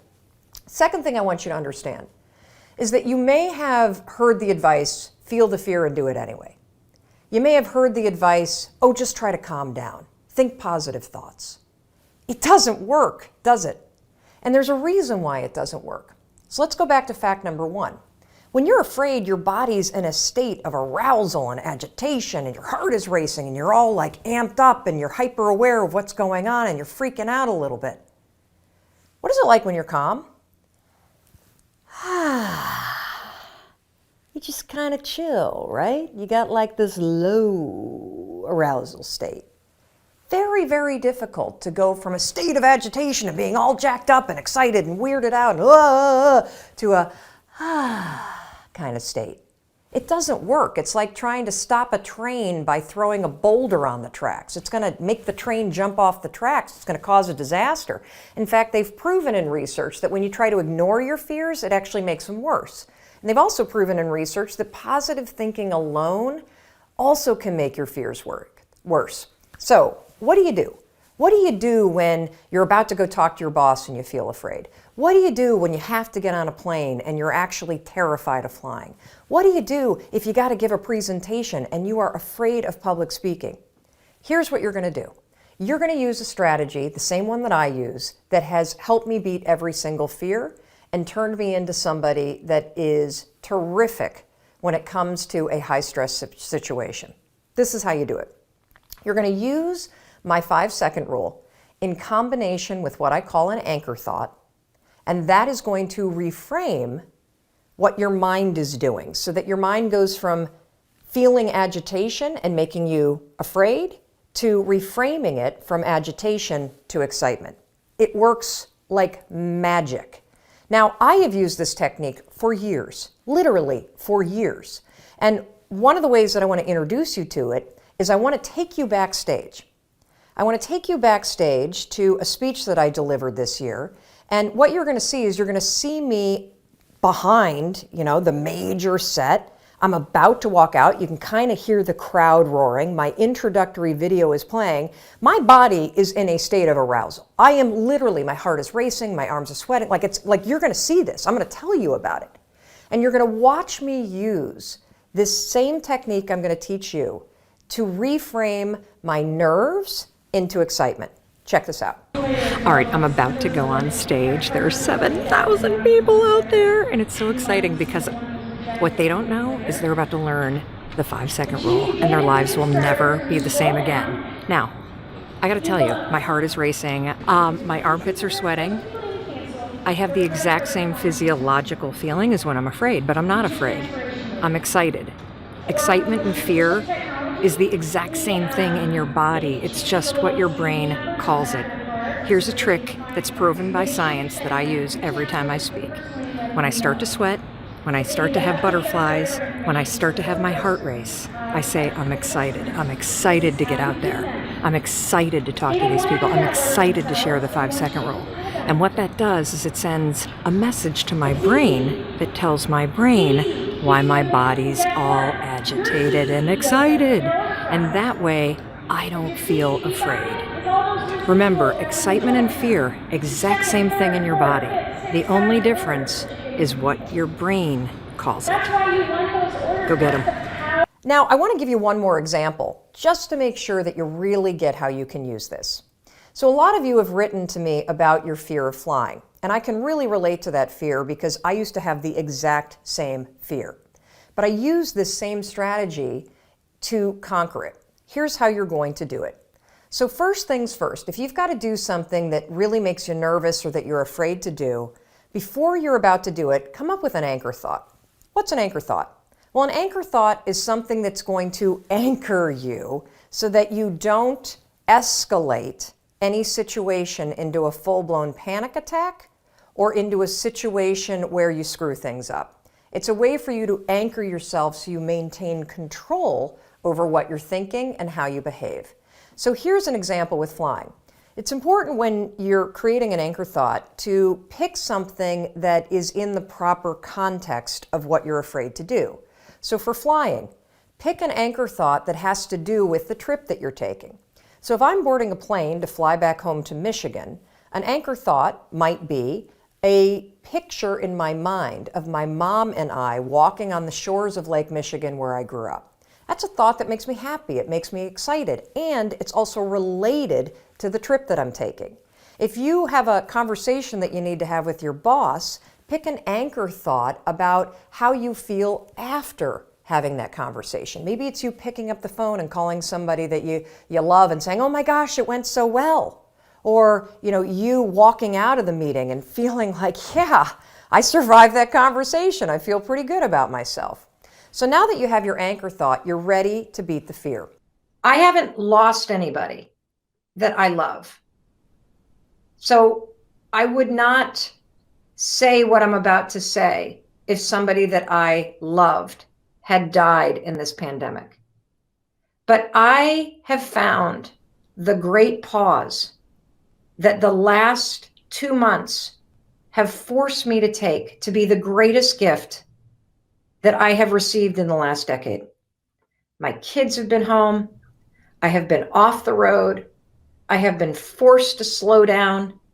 I have been reminded of what actually matters: your health, your family, your friends, what you're doing to take care of your mind and your body and your spirit, and making sure that you do something with the time that you have that you really, really enjoy. And the other thing that it's really made me stop and think about is making sure that I'm having fun, that my whole life isn't just work. And it's made me really start to think about the fact that I don't want to go back to the life that I was living before the pandemic hit. How many of you feel that way? That this has been a gigantic mental perspective switch reset button that has, boom, hit you really hard. I want to know in the comments, what is it that you, with this new perspective that the pandemic has given you, what is it that you want to change in your life coming out of this? I want to start seeing. I see people saying this has been a wake-up call. I see people saying, yes, this has been a huge shift in my perspective. I see Brianna saying, I want to travel less for work. What do you want? Kelly says she's had a mental switch. Kelly, what has this pandemic given you in terms of the gift? Heather's saying, I want to ask myself, what do I really want to do? Kim says, I don't want to go back to the rat race. Brock says, I want to start the year excited about it. I see somebody saying, Larissa says a new business. Megan says, I want more boundaries. Tara says, I want to have more fun. What is it that you want to change given the gift that this pandemic has given you in terms of shifting your perspective? Dinky says, value my friends and family. Jilla says, take care of my mental health. Spend more time with family. What do you want to change, everybody? Seriously, what do you want to change about your life? Is it a relationship? Is it that you have had the time to take care of yourself in small ways and that's giving you greater control in your life? Do you want to change your job coming out of this? Do you want to launch a business coming out of this? Do you want to change your timeline for achieving your goals? Is there some project that you want to take on? Because what you're going to hear me say over and over again is that the single most important project you could ever work on is yourself.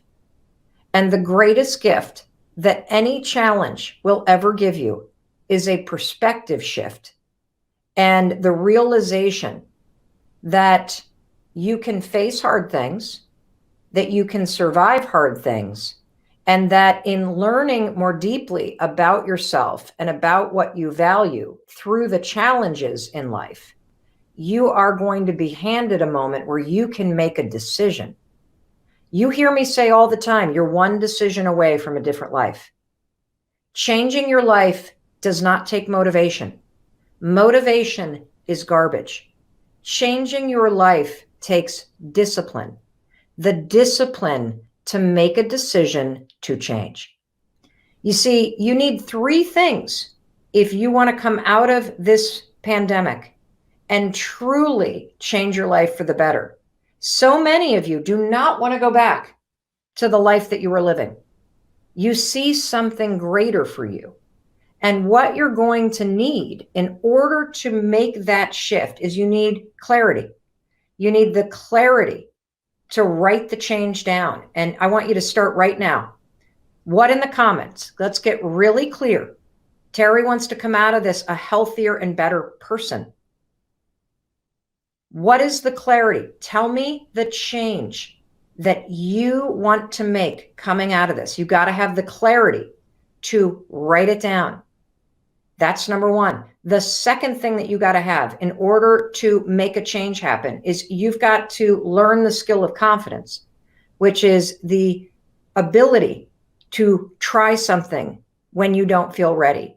You may not know how to do this change. I see advocate for myself. I see more physical movement. I see I want to change my job. I want to start a business. I want to earn more money.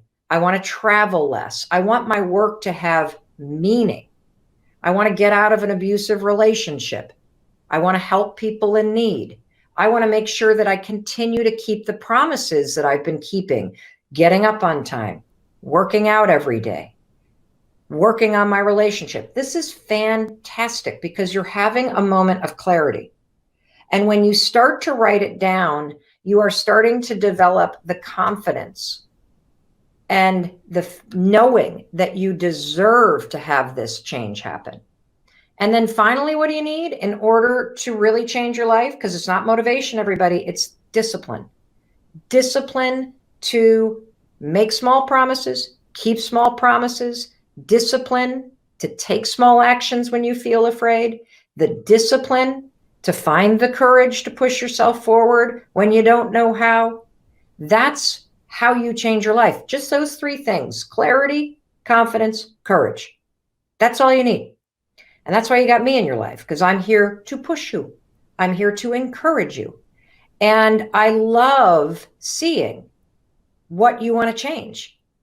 That, oh, I see you need help building confidence. No problem. I got you covered. Because confidence isn't something that you feel. Confidence is a skill. Confidence is the willingness to try. Because it's through the act of trying, through the act of simply writing down what's the change that you want to make right there in the comments. Just writing it down and trying it out, trying out writing what that feels like, that's going to show you that you have the ability to start to express the things that you want. And that's the first step, to claim these things that you think about. So for those of you, more than 100 of you, who have written to me in the last week and who have said, I've had a huge perspective shift thanks to this pandemic. And there are some major changes I want to make in my life. I want to start a women's group. I want to end this relationship that I'm in. I want to stop bashing myself all the time. I want to launch that business I've been talking about. All of the things that you've put on hold. Now is the time to change. So many of you asked me, is it the right time to change your job after a pandemic like this? Absolutely. Because if you don't hear the clarity that's inside you, if you don't quiet the noise and tune in to hear, if your instincts, if your wisdom, if your knowing, if inside of you, you hear yourself saying, I got to get a new job. I got to get out of this relationship. I don't want to live where I live anymore. I want to be near the water. I want to be in the mountains. I want to be out of the city. You have to tune into that stuff. And then it's about confidence and courage to take action. That's it. What is one thing that you know that you need to do, that when you think about doing it, and a lot of times it's a conversation, when you think about doing it, you get a pit in your stomach? I want you to write in the comments, what is that thing that you are afraid to do? You know you should do it. It's probably a conversation. And oh, here we go. My 29-year-old son came home. He's living with us temporarily. He's bringing women home late night from the bars. He's a lot like his father, so very confrontational. Having that conversation gives you a pit. Starting writing my book, having a conversation with my coach, leaving my home, driving, asking for my raise that I'm worth, quitting my job, calling that prospect in my business, paying my taxes, paying my bills, working out in front of other people, doing a presentation. These are all driving to another state in busy traffic, reaching out to new clients. Excellent. Opening up a business. So as you think about this thing that you want, what immediately happens is you feel a pit in your stomach. That's what happens before your mind even goes, oh, I'm scared to call prospects. Oh, I'm scared to leave a secure job. Oh, I'm scared to write this new script. Oh, I'm scared to lose weight. I'm scared to address the issues in my marriage. I'm scared to talk to my husband about money. I'm scared to stand up for myself. I'm scared to act as I feel I should because I'm scared about the negative consequences. Your brain doesn't even process it yet. What happens is you have an idea about this thing that you know you need to do, and you immediately feel a pit in your stomach, or you feel your chest tighten, or you feel energy rise up into your neck, right? Your body is feeling the fear first. And believe it or not, part of the self-awareness and self-mastery and the ability to move your life forward is not only in 5, 4, 3, 2, 1, finding the instant motivation and courage to push yourself forward, but the true liberation and freedom is going to come when you start to understand the body signals that got programmed a long time ago in your body that are holding you back, and learning how in those moments when you get a pit in your stomach to recognize it and slow the body sensations down and then move forward before your mind starts talking you out of it. So a lot of what happens for us is you had situations when you were a kid, maybe your mom or your dad were really intense. Maybe you grew up in a very competitive household. Maybe you were the kind of kid that things were better in your house when you were seen but not heard. And so and your body remembers it. Your body remembers situations when your parents were yelling because as a kid it feels traumatic. Your body remembers situations where in a classroom you were nervous or afraid to be called out or be seen. Your body remembers moments when you were embarrassed. And so what's interesting is that your body will now face any situation where you're about to be seen or you're about to speak up or you're about to do something where you're facing uncertainty or you're about to face judgment. And your body remembers those situations and it starts to get nervous or agitated or on edge because it knows, oh my God, you're about to do something that's going to expose you, and your body wants to keep you safe. That's why your stomach starts to go grumbly. That's why your chest starts to get tight, because you are about to do something that exposes you. You're about to do something that is new. You're about to do something that is scary, and your body wants to try to protect you. Now, your body's misreading the situation, by the way. I want to tell you a little bit about the science. So there's this famous neuroscientist called Antonio Damasio, and he did a really interesting study where he discovered that our body senses fear before our mind even realizes it. And when fear or danger, speaking to your boss, calling a prospect, going to the gym when you're not proud of the way that you look. And, it's not fear like terror. It's more that low-grade agitation in your body.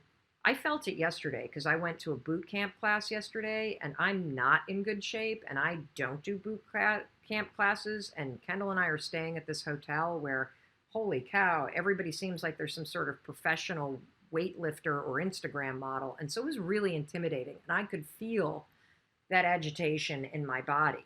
That's the kind of fear I'm talking about. I'm not talking about the paralysis, fear, your life is threatened and you really are in a life or death situation. I'm talking about the low grade agitation that is there when you're about to do something that makes you feel a little uncomfortable. So when fear or danger is sensed in the body, your body begins a stress response before your mind even catches up. And if you want to take control of your life, you got to take control of that physical state. And it starts with catching these moments, everyone, when you start to feel it. Okay. And so for some of you, it may be a pit in the stomach. For some of you, it may be tightening in the chest. For Heather, who was one of the people I coached in Take Control, it was this massive wave of heat that went into her chest, tightness, a rash, and then she could start to feel that she was crying. You need to understand, how do you react to situations that make you nervous? Write it in the comments. Write it in the comments. Is it a tightness in your stomach? Is it a tightness in your chest? Is it a deep, tense breathing? Is it a rash? Do your thoughts race? What is it that happens to you when you think about going in and talking to your boss about a raise? What is it that happens to you when you think about picking up the phone and calling a prospect in your business? Here's tightness in the chest, crying, shallow breathing. The heat wave comes on. My thoughts start to race. My tummy gets upset. Excellent, excellent. These are all physiological responses of your body getting in a state where it's about to pay attention. It doesn't mean that anything's going to go wrong. The problem is when you feel that chest, sweat, stomach drop, the shutting down, the nervous belly, when you feel that, you immediately assume something is wrong, and you have trained yourself to do one of two things: shut up or don't show up. That's it. That's it. And what we want you to do is, I want you, when that happens, what I want you to do is go, oh, here's my body. Here's my body sensing something. Just call it out for what it is. And then I want you to slow your body down. I want you to take, and look, here's Ro the realtor. I used the 5-second rule to ask for a better commission split, and I got it. Good. Because here's the other interesting piece of science. You know that wave that you feel, or your tongue gets numb, or you get tightness in your cheeks, or you freeze? You know when that happens? Based on the science, there is only a 90-second chemical release in your body. It's called the 90-second rule. When your body stomach starts to flutter, when your heart starts to race, when you feel this feeling of fear that you have that's unique to you, based on the science, there's a 90-second rule, and all of the chemical release that's happening, because your body is going into a state of being alert, it only sticks around for 90 seconds. As long as you don't let your thoughts race. If your thoughts start to race, you'll start to agitate the situation. Hey, it's Mel. Thank you so much for checking this video out. And if you like this one, I have a feeling you're going to like this one too. I'll see you there.